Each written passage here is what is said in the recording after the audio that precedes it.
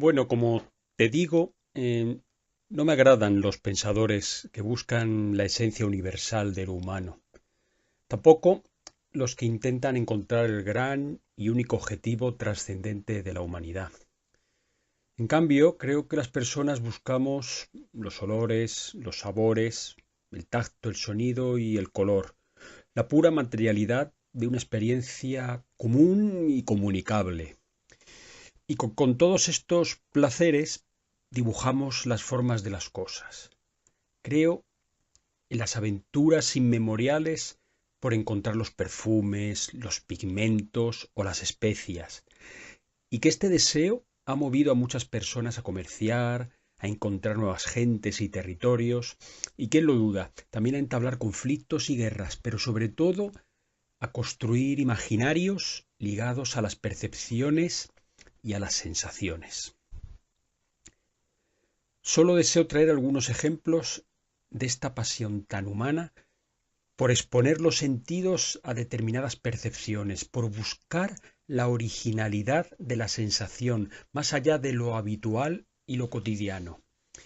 Que sí, ya lo sé, que esto ha dado lugar al lujo, a la sed de riquezas y puede que también al hedonismo, pero entiendo, a su vez, que uno de los retos que debe superar la política o el trato entre las personas sería una especie de acuerdo en torno a las sensaciones y las materias primas que nos las producen: olor, sabor, sonido, gusto.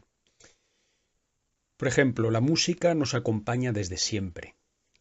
Nuestro cerebro ha sido definido recientemente como un cerebro musical.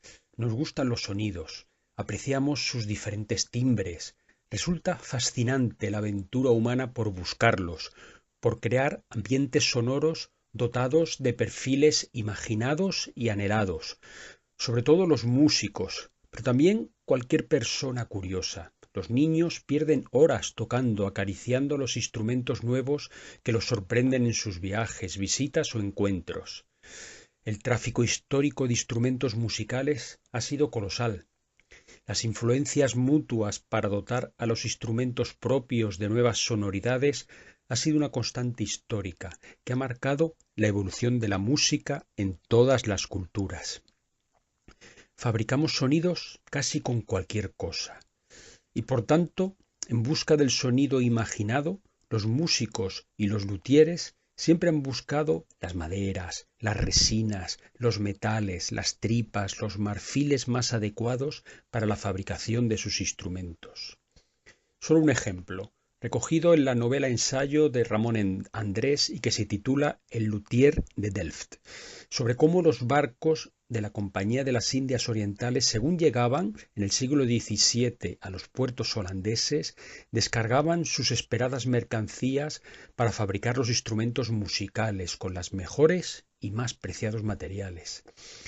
A las maderas europeas como las del arce de Croacia, los nogales, tejos, castaños, abedules, cerezos, fresnos, almendros, boj, brezo, se le añadían los cedros del Atlas, del Líbano y de Turquía, ciprés de Goa, el ébano, la bubinga, el iroco, el ocume, el sapeli, la tola, el palo de rosa, el sándalo, la teca, el satín, el palisandro, la caoba, procedentes de África, América y Asia. Cada constructor experimentaba con todas estas maderas y según el tipo de instrumento musical y según cada una de sus partes empleaba diferentes materiales en busca de las sonoridades soñadas. El perfume de Susskind se ha convertido en un éxito de ventas. Las aventuras de aquel perfumero de París que obsesivamente buscó las esencias y las técnicas más adecuadas para poder fabricar el perfume perfecto. El olor se codifica directamente en los bulbos olfatorios, una zona muy antigua del cerebro que pertenece al sistema límbico, por lo que el sentido del olfato es el único que puede desencadenar emociones y alterar nuestro comportamiento de forma inconsciente, antes de que la información olfativa alcance la corteza cerebral y se torne ya consciente. Quizá por ello fue tan importante el olor en las religiones y en los rituales, crear atmósferas de fragancias acorde con las emociones que debían despertarse inconscientemente en los participantes. Esta era la misión de los óleos, los ungüentos, de los perfumes sagrados como la mirra, el ládano, el olivano o el incienso, entre otros, la de ungir el cuerpo y fabricar en torno a los asistentes un mundo mágico de olores. La fragancia conectaba directamente al fiel con Dios a través del etéreo humo de los aromas. Si la muerte era corrupción y mal olor, las esencias olorosas que se utilizaban en los métodos de embalsamamiento ofrecían la eternidad. La búsqueda de las sustancias olorosas o de los fijadores de olor fue, como en el caso de las maderas para el sonido, ubicua en todas las culturas. Recordemos las propiedades diferentes y sutiles de los diferentes almizcles, animales, salvia, pachuli, ámbar, esperma de cachalote, sándalo, resinas, maderas, hongos, algas, por no hablar de la extracción de las esencias o extractos de las materias primas básicas para fabricar cada perfume. Quizás el sentido del olfato haya sido el más degradado por la racionalidad moderna, quizá también por la dificultad de definir un vocabulario adecuado para designarlo. O el sentido del gusto, que guarda parentesco con la vista, pero también con el olfato, ya que los aromas alimenticios igualmente los percibe la pituitaria, por lo que una parte de las emociones que nos despierta el sabor también resultan inconscientes. La búsqueda de los condimentos alimentarios ha sido intensa a lo largo de la historia. En el caso de Europa, más allá de un reducido número de especias autóctonas, la mayoría, y por supuesto las más apreciadas, se daban en las zonas tropicales de Asia y en las islas Molucas en Indonesia, por lo que la busca del sabor fue también el de las largas expediciones a Oriente, a través de diversas rutas comerciales.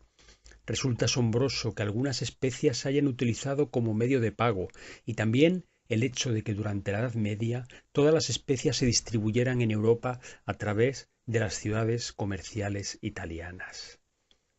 Finalmente, el color, el de las ropas y el de las artes pictóricas. La búsqueda del color ha sido otra de las más fascinantes aventuras humanas. Encontrar pigmentos para dotar de colores concretos y deseados a los vestidos, los cristales, la cerámica, las piedras y a la pintura decorativa y artística. El pintor, como el cocinero, el perfumero o el luthier, fueron siempre auténticos alquimistas de sus respectivas materias primas, con objeto de alcanzar los más refinados olores, sabores, sonidos y colores. Pasear por una exposición de pigmentos, así como de especias o de fragancias, se puede transformar en una experiencia realmente embriagadora. Algunos pigmentos, por su difícil obtención, se han convertido en míticos. El púrpura, asociado a las togas romanas, se obtenía de un pequeño caracol habitante del Mediterráneo oriental. El azul índigo, que se extraía de una planta originaria de la India. El azul ultramar, que se podía fabricar del lapislázuli de una mina afgana. O el carmín, procedente de la cochinilla americana, y cuyo comercio monopolizaron los españoles con resultados similares al de la plata. Son sólo algunos ejemplos de cómo la necesidad sensorial de los europeos se construyó a la vez que el exotismo de Oriente, de donde procedían la mayor parte de los olores, sabores, sonidos y colores con los que los artistas y artesanos occidentales confeccionaron sus productos. Todas las culturas han fabricado su particular república de los sentidos y de las cosas, un mundo creado para percibir y sentir de formas concretas y deseadas, porque hasta las religiones han encontrado en el control de la percepción uno de sus más firmes aliados para extender la emoción y el sentimiento ligados a las diferentes formas de devoción. Más allá del consumismo o del lujo, existe un campo de experimentación amplísimo en torno a los sentidos, a las cosas que provocan el olor, el sonido o el color, alrededor del juego de los sentidos, entendido como un aprendizaje en la sensibilidad y la percepción como elementos consustanciales al conocimiento y el saber. Creo también que la integración y colaboración de los sentidos resulta fundamental para ampliar nuestra capacidad cognitiva, y por tanto para fabricar experiencias que aunen visión con olor, con sonido. La realidad de los píxeles acrecienta nuestra distancia respecto a gran número de experiencias sensoriales valiosas. El arte digital y la capacidad de reproducción del arte a través de la red y por medio de pantallas resulta enormemente positiva, pero no deberíamos olvidar otras materialidades, otras formas sensoriales de acceder al conocimiento. Muchas veces el placer o la emotividad que encontramos en determinadas obras de arte se encuentra estrechamente ligada a la rugosidad, a la textura, al relieve, a nuestros propios movimientos situándonos a distintas distancias buscando efectos de luz o de perspectiva. La historia de cómo el ser humano ha buscado el color, el olor, el sabor y el sonido debería orientarnos también sobre cómo nosotros actualmente deberíamos relacionarnos con las cosas que nos rodean y sobre cómo darles sentido.